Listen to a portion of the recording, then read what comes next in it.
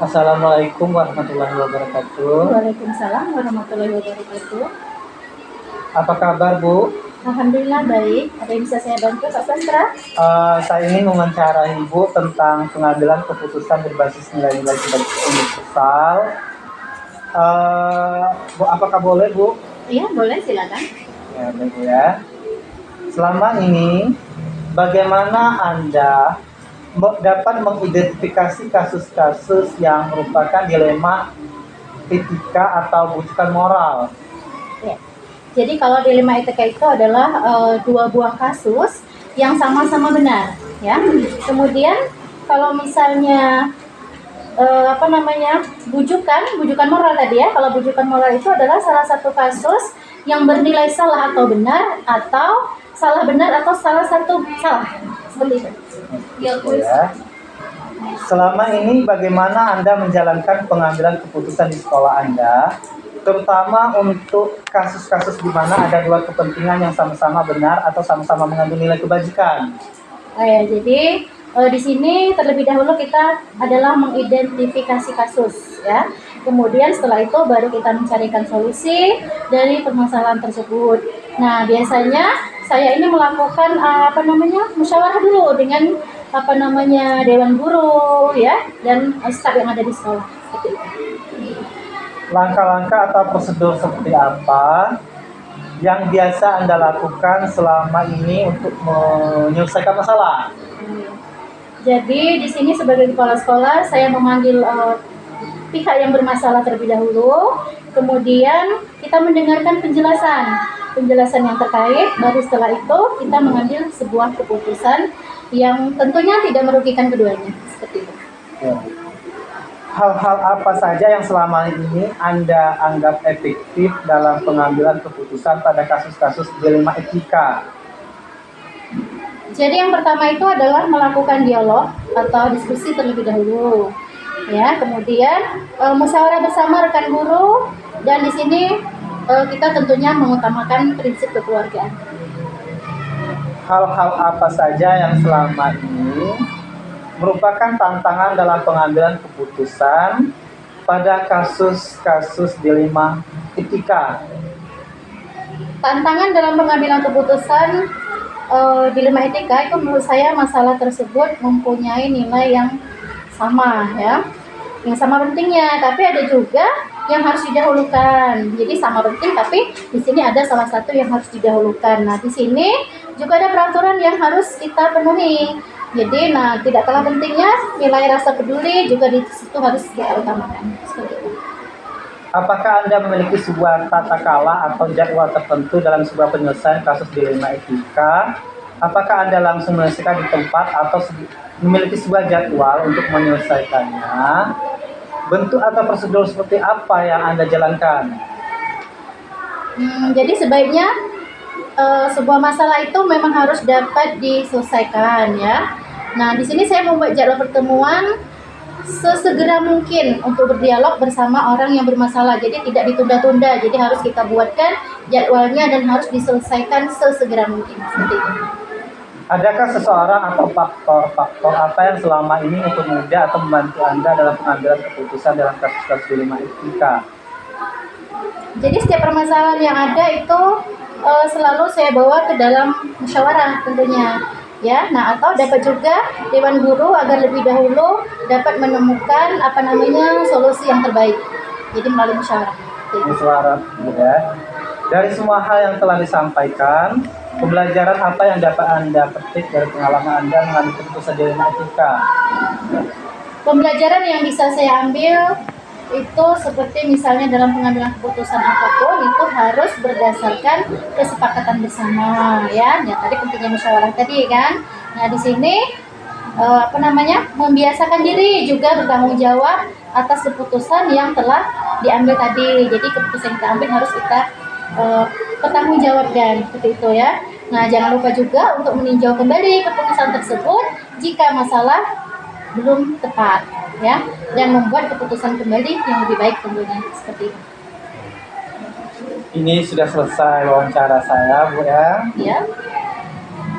Artinya Ibu saya tanya tadi pengalamannya sudah saya cerna, Bu M. Baik. Terima kasih atas waktunya. Iya, sama-sama Pak Sastra, semoga bermanfaat dan sukses selalu. Mohon maaf sudah sudah merepotkan Iya, Ibu. tidak apa-apa. Waalaikumsalam warahmatullahi wabarakatuh. Waalaikumsalam warahmatullahi wabarakatuh. Langsung. Wassalamualaikum warahmatullahi wabarakatuh. Waalaikumsalam warahmatullahi wabarakatuh.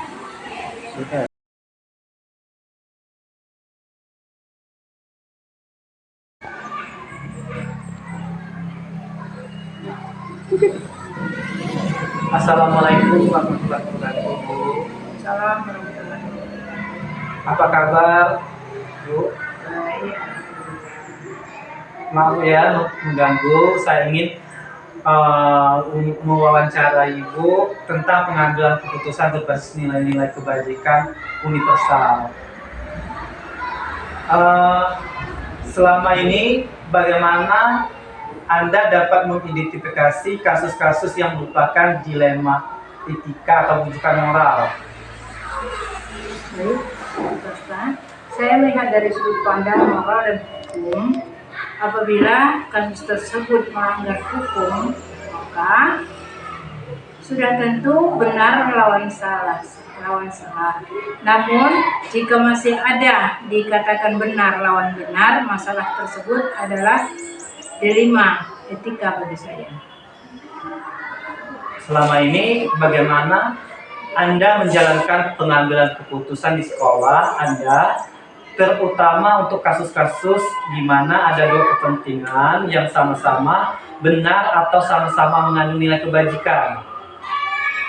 Selama ini saya melakukan identifikasi kasus dari berbagai sudut pandang. Kemudian saya akan menimbang secara matang mana yang paling benar dan dalam keputusan tersebut dan yang menguntungkan banyak orang. Demikian Pak Sastra. Langkah-langkah atau prosedur seperti apa yang biasa Anda lakukan selama ini untuk menyelesaikan masalah? Langkah-langkah saya yang saya lakukan dalam menyelesaikan masalah seperti menentukan penyebab permasalahan, menentukan siapa yang terlibat dalam permasalahan tersebut, bertanya juga kepada orang terdekat mereka yang ada masalah dan mengambil solusi terbaik untuk hal ini. Hal-hal apa saja yang selama ini Anda anggap efektif dalam pengambilan keputusan pada kasus-kasus dilema etika? Menurut kami, melakukan analisis kasus kemudian menentukan solusi sesuai dengan peraturan dalam norma yang berlaku serta mengedepankan kepentingan umum daripada kepentingan pribadi. Hal apa saja yang selama ini merupakan tantangan dalam pengambilan keputusan pada kasus-kasus dilema etika? Tantangan seperti mencari keputusan yang terbaik dan keduanya merupakan masalah yang sama-sama benar. Jadi bingung untuk menetapkan, sulit untuk mempertimbangkan. Jadi mencari keputusan yang terbaik, Bu, ya. Apakah Anda memiliki sebuah tata kala ya, Bu? Tata kala atau jadwal tertentu dalam sebuah penyelesaian kasus dilema etika? Apakah Anda langsung menyelesaikan di tempat atau memiliki sebuah jadwal untuk menyelesaikannya? Bentuk atau prosedur seperti apa yang Anda jalankan? Oh, yang demikian Pak ya. Untuk itu, untuk memutuskan masalah yang ringan besarnya atau biasanya langsung saya putuskan. Jadi masalah itu berat, maka saya akan menjadwalkan terlebih dahulu. Ya, adakah seseorang atau faktor-faktor apa yang selama ini mempermudah atau membantu Anda dalam pengambilan keputusan dalam kasus-kasus dilema etika? Dalam mengambil keputusan, saya selalu mengajak warga ataupun wali Kemudian melibatkan personal dengan orang yang mengalami masalah dan jadi banyak membantu dalam mencari alternatif solusi. Demikian. Dari semua hal yang telah disampaikan, pembelajaran apa yang dapat Anda petik dari pengalaman Anda mengambil keputusan dilema etika? Dalam mengambil keputusan dilema etika ini, saya tentunya akan lebih bijaksana dalam menganalisa sebuah permasalahan untuk dijadikan pertimbangan menentukan solusi yang tepat dan terbaik bagi saya. Demikian. Gitu ya. Jadi Ibu akan lebih bijaksana dalam menganalisis sebuah permasalahan ya, untuk dijadikan pertimbangan menentukan solusi yang tepat dan terbaik. Terima kasih Bu ya atas waktunya. Wassalamualaikum warahmatullahi wabarakatuh.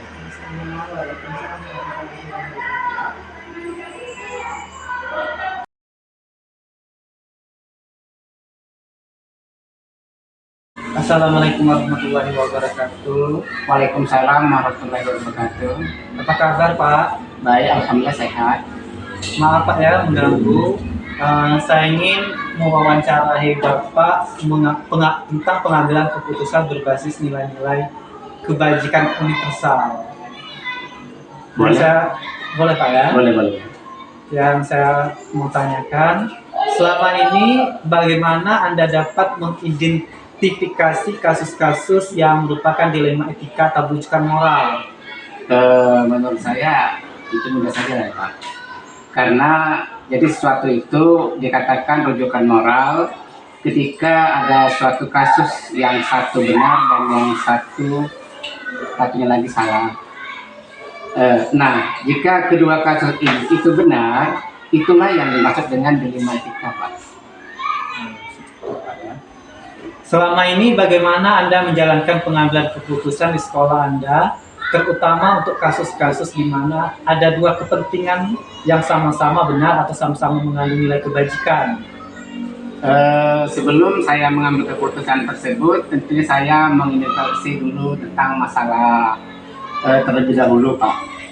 Karena di kemudian siapa saja pihak yang terlibat, lalu mengumpulkan fakta-fakta yang ada sehingga kita mampu mengambil suatu keputusan tersebut yang tepat di pihak-pihak yang bermasalah.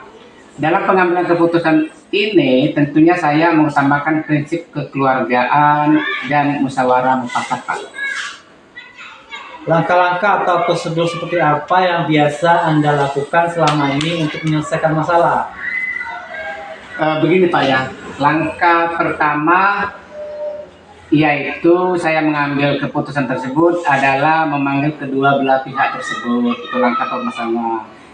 Kita tahu menyelesaikan permasalahan itu tentang apa, supaya mengetahui di mana letak permasalahan tersebut dan menemukan bagaimana solusi yang terbaik untuk memecahkan permasalahan kasus-kasus tersebut, Pak. Karena kedua belah pihak itu harus kita satukan atau harus kita temukan dua pihak tersebut, Pak. Hal-hal apa saja yang selama ini Anda anggap efektif dalam pengambilan keputusan pada kasus-kasus dilema etika? Pada kasus-kasus dilema etika, hal yang saya lakukan tentunya saya berdialog dengan pihak-pihak yang bermasalah. Kita ambil secara kekeluargaan. Sudah itu kita cari solusinya, bagaimana solusi untuk memecahkan masalah tersebut, dan kita memberikan bimbingan supaya tidak ada timbul perselisihan antara kedua pihak tersebut, Pak. Hal-hal apa saja yang selama ini merupakan tantangan dalam pengambilan keputusan pada kasus-kasus dilema etika?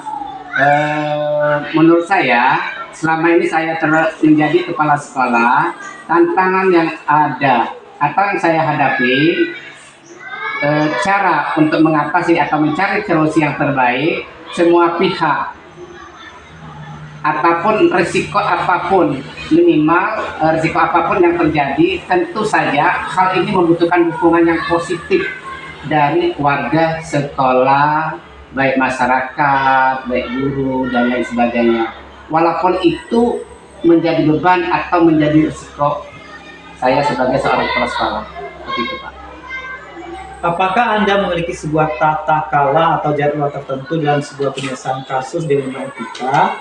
Apakah Anda langsung menyelesaikan di tempat atau memiliki sebuah jadwal untuk menyelesaikannya? Bentuk atau prosedur seperti apa yang Anda jalankan? Begini Pak ya, langkah yang tepat untuk menyelesaikan suatu permasalahan itu cara langsung dan diselesaikan di sekolah tersebut. Itu kalau saya Pak.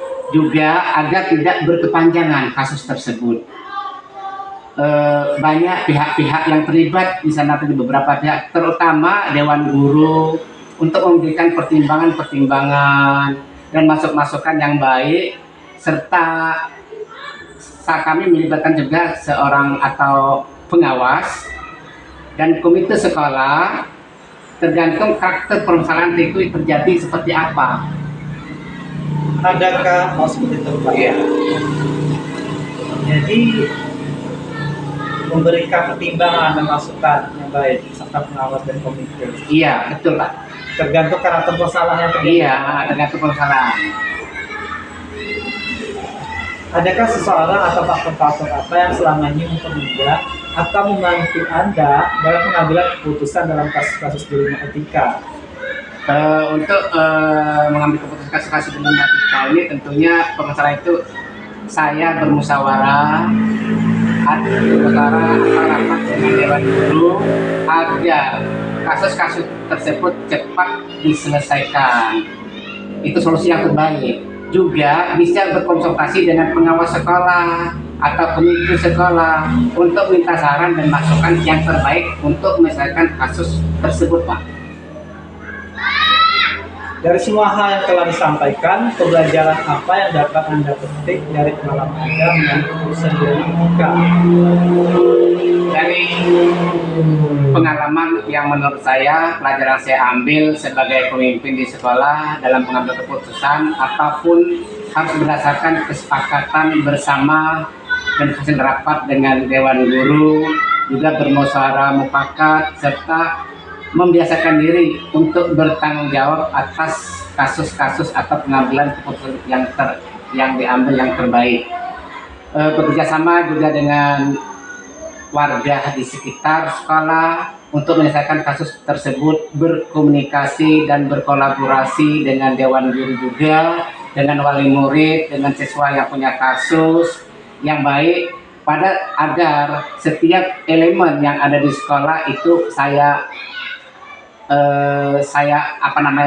turunkan atau saya panggil untuk menyelesaikan kasus-kasus tersebut. Itu harapan saya, semoga kasus-kasus tersebut yang ada di sekolah yang saya pimpin agar tidak terjadi lagi, agar permasalahan itu agar cepat terlaksana atau cepat diselesaikan, biar sekolah ini yang saya pimpin itu menjadi aman dan tentram untuk depannya, tidak ada kasus-kasus seperti ini lagi, Pak. Wawancara Pak saya kepada Bapak sudah selesai. Terima kasih atas waktunya. Wassalamualaikum warahmatullahi wabarakatuh. Waalaikumsalam warahmatullahi wabarakatuh.